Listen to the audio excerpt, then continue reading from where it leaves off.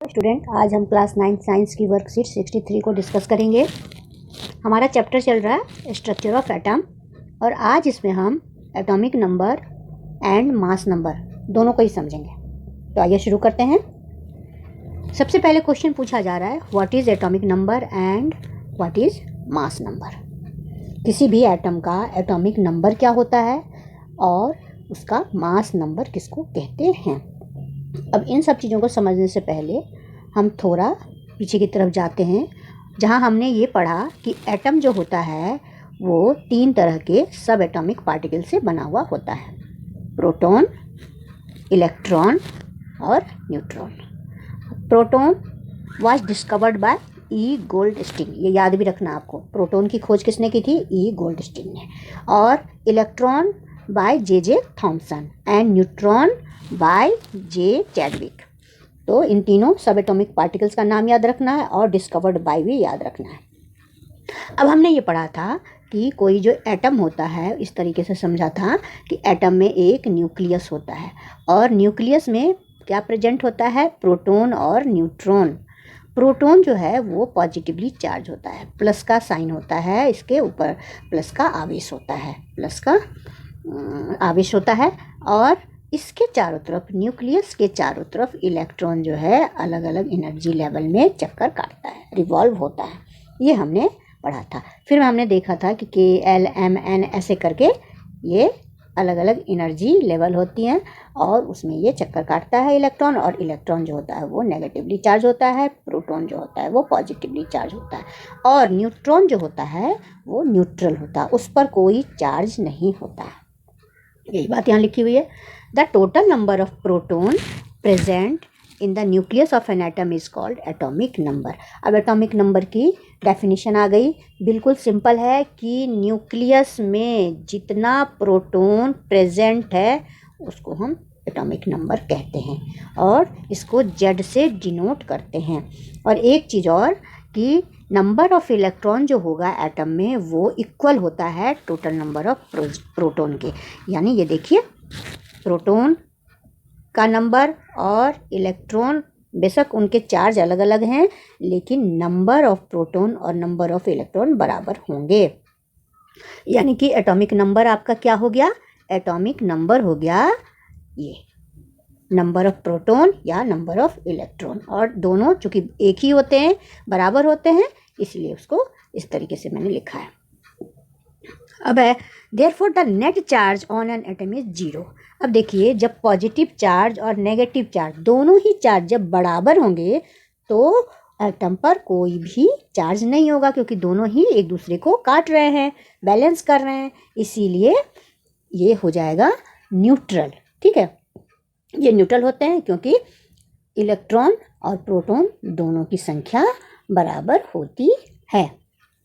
लेकिन अगर proton gets disturbed and it become charge positively and form an ion, अगर यहाँ से इलेक्ट्रॉन जो है वो निकला या कहीं से, आपको पता है कि प्रोटॉन तो न्यूक्लियस में होता है और इलेक्ट्रॉन जो होता है वो हर एक रिएक्शन में भाग लेता है।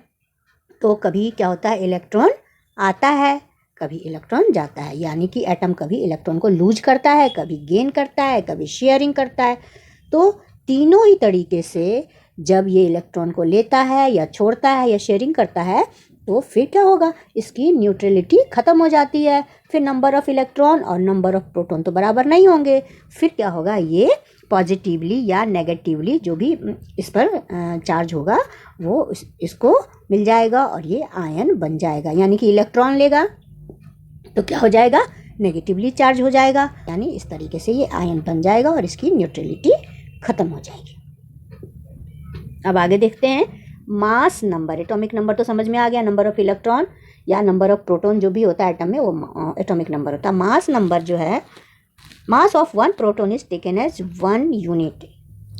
एक प्रोटॉन के मास को 1 यूनिट लिया गया है और चूँकि इस पर पॉजिटिव चार्ज होता है इसलिए इसके चार्ज को +1 लिखते हैं। सिमिलरली मास ऑफ 1 न्यूट्रॉन, इस तरीके से देखो लिखा हुआ है, इसको 1 यूनिट लेते हैं, 1 यू लेते हैं, लेकिन चूंकि ये न्यूट्रल है इसीलिए इस पर चार्ज जो है वो 0 हो जाएगा। दूसरा पॉइंट है mass of electron is very small that is negligible. Electron का जो मास होता है ना बहुत ज़्यादा कम होता है, इसलिए उसको नेग्लिजिबल मान लेते हैं, यानी जिसका कोई अर्थ नहीं है, तो उसको नेग्लिजिबल मानते हैं। And charge on it is taken, और इसका चूंकि नेगेटिवली चार्ज है इसलिए इसका चार्ज -1 लिखा जाता है। Neutron and proton subatomic particles are present in the nucleus of an atom, therefore they are called nucleons. चूँकि एटम के न्यूक्लियस में ये दोनों होते हैं, प्रोटॉन और न्यूट्रॉन, इसीलिए इनको न्यूक्लियॉन्स भी कहते हैं। वेरी इंपॉर्टेंट, इसको याद रखिए, कई बार लिखा जाएगा, पूछा जाएगा, शायद इसमें है भी क्वेश्चन कि न्यूक्लियॉन्स क्या हैं। तो number of proton and neutron, the sum of total number of protons and neutrons present in the nucleus of an atom is called mass number। अब आप आगे आपका मास नंबर यानी प्रोटॉन की संख्या, number of proton plus neutron जो कि यहाँ पर आपको मौजूद है, न्यूक्लियॉन्स में मौजूद है प्रोटॉन और न्यूट्रॉन, इनकी जो टोटल संख्या होगी वही आपका मास नंबर हो जाएगा। याद रखिएगा, मास नंबर हो गया प्रोटॉन प्लस न्यूट्रॉन, इन दोनों की टोटल संख्या, ठीक है। और एटॉमिक नंबर हो गया नंबर ऑफ प्रोटॉन या फिर नंबर ऑफ इलेक्ट्रॉन, क्योंकि दोनों की संख्या, दोनों का नंबर सेम होता है। ये आपको मेन चीज़ इनमें याद रखना है। अब आगे आइए, आइसोबार्स। आइसोबार और आइसोटोप भी बहुत ही इंपॉर्टेंट है। आइसोबार पहले हम देखते हैं। Those elements which have different atomic number but same atomic mass are known as isobar. Isobar का मतलब हो गया कि एटॉमिक नंबर डिफरेंट है लेकिन एटॉमिक मास एक है। एटॉमिक मास यानी प्रोटॉन प्लस न्यूट्रॉन तो सेम है, लेकिन नंबर ऑफ प्रोटॉन या फिर नंबर ऑफ इलेक्ट्रॉन जो है वो अलग अलग हैं। अब एग्जाम्पल से समझाया गया है, देखिए कैल्शियम एंड आर्गन। अब जैसे कि एक कैल्शियम और आर्गन, इसका एग्जाम्पल दिया गया है कि इनका एटॉमिक नंबर तो 20 और 18 है लेकिन मास नंबर 40 है, यानी कि कैल्शियम का 20 है और आर्गन का 18 है। दोनों के एटॉमिक नंबर अलग अलग हैं लेकिन इनका मास नंबर 40 दोनों के मास नंबर एक है। जैसे इसका मास नंबर यानी कि प्रोटॉन की संख्या 20 है तो न्यूट्रॉन कितना होगा, 40 में से 20 घटा लेंगे तो हम लिख सकते हैं कि इसका न्यूट्रॉन जो है 20 होगा। इसी तरह से आर्गन में जो 18 है इसका प्रोटॉन, क्योंकि एटॉमिक नंबर है 18 तो, और मास नंबर 40 है, तो न्यूक्लियस में जो आपका न्यूट्रॉन है उसकी संख्या ऐसे पूछा जाता है एग्ज़ाम में, तो उसकी संख्या निकालने होगी तो कैसे निकालेंगे, 40 में से 18 को माइनस कर देंगे, ये हो जाएगा आपका 22। इस तरह के क्वेश्चन आते हैं, शायद इसमें भी हैं, आगे हम देख लेंगे। मैंने एक तरीका बता दिया कि एटॉमिक नंबर को मास नंबर से माइनस किया तो आपको आ गया नंबर ऑफ न्यूट्रॉन्स। आइसोटोप्स में है the atom of same element having the same atomic number but different mass number are known as isotope.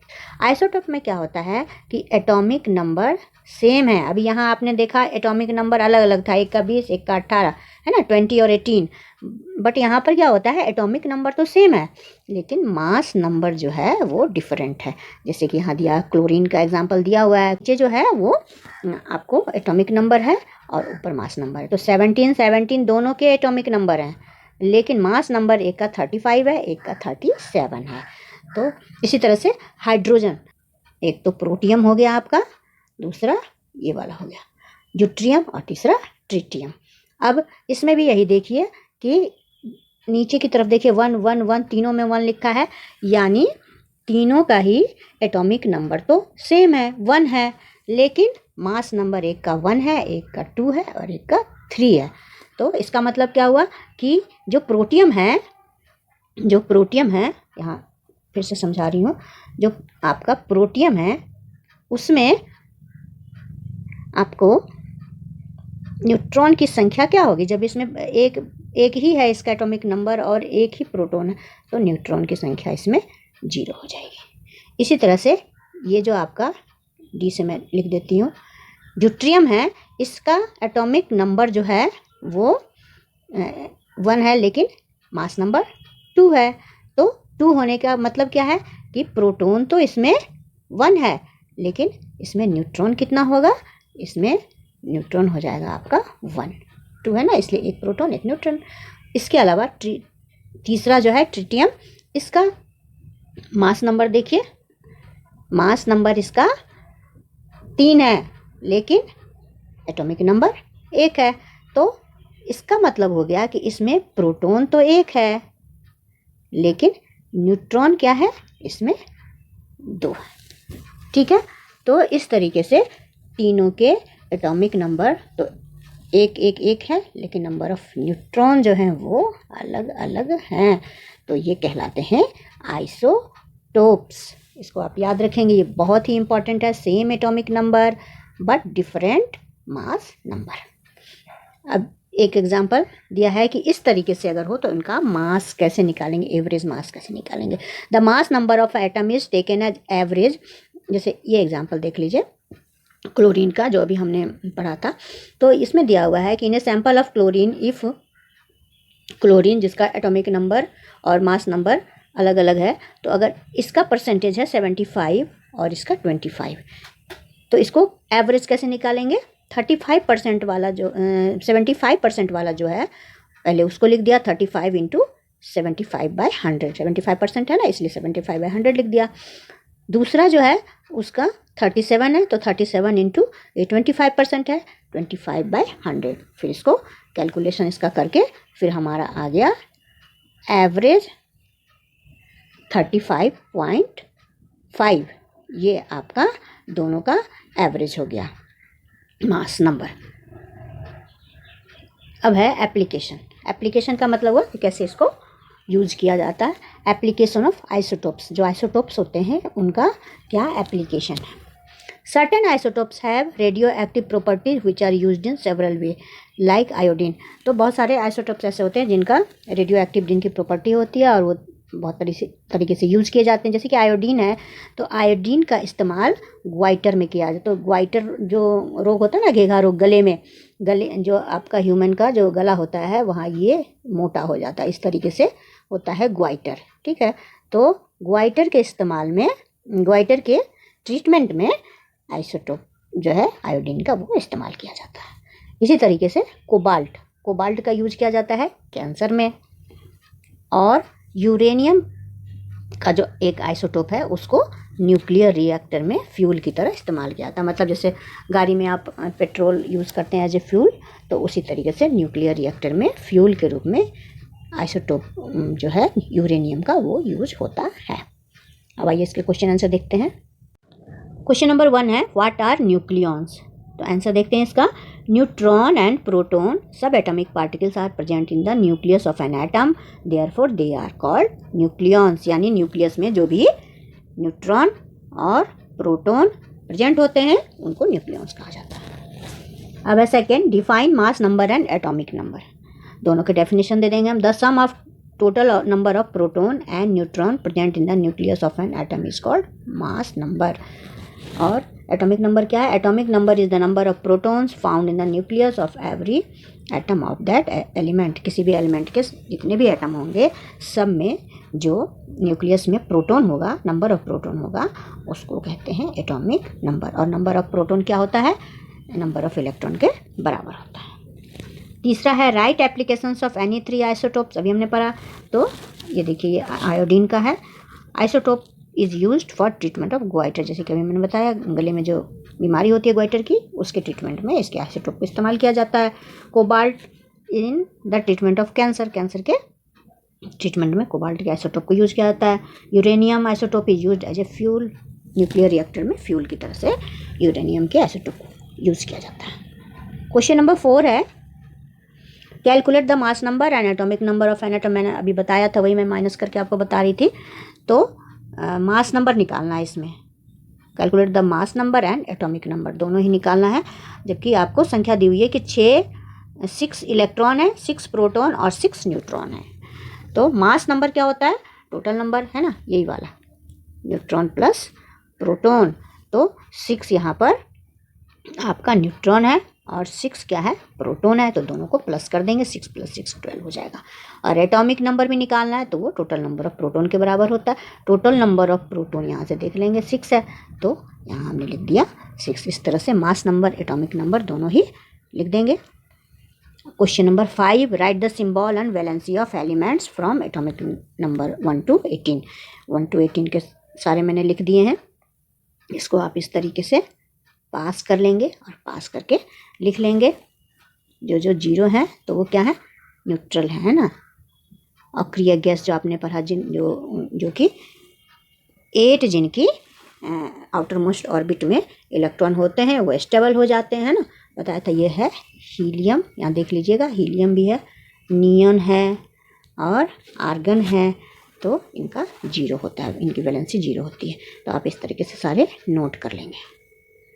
अब आपकी वर्कशीट फिनिश हो गई और मुझे आशा है कि आपको अच्छी तरह से समझ में आई होगी। अगर अच्छी तरह से समझ में आई है तो आप इसको अपने दोस्तों से अवश्य शेयर करें और इस तरीके से आंसर को क्लोज करके आप समझ के लिख लें। Thank you.